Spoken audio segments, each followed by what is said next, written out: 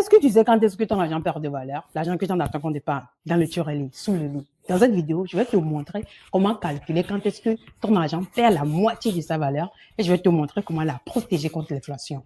Tu ne veux pas manquer cette vidéo parce que ça va changer ta réalité financière. Viens, je te montre. Tout d'abord, est-ce que tu sais pourquoi ton argent perd de valeur? À cause de l'inflation. Ça veut dire quoi?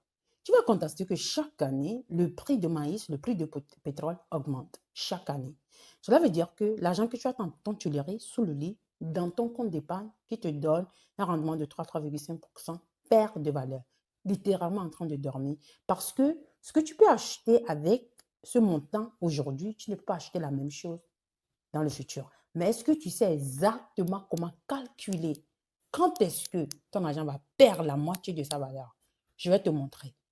En gestion financière personnelle, on a quelque chose qui s'appelle la règle de 70. La règle de 70 t'aide à calculer exactement ce que je viens d'expliquer.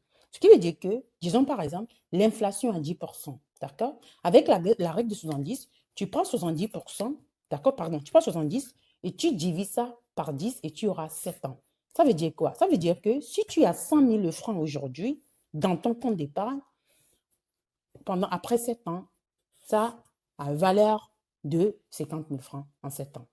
Ce qui veut dire que tu as perdu la moitié. Pendant 7 ans, tu as perdu la moitié de 100 000 francs. Maintenant, si tu veux savoir exactement comment battre l'inflation, d'accord?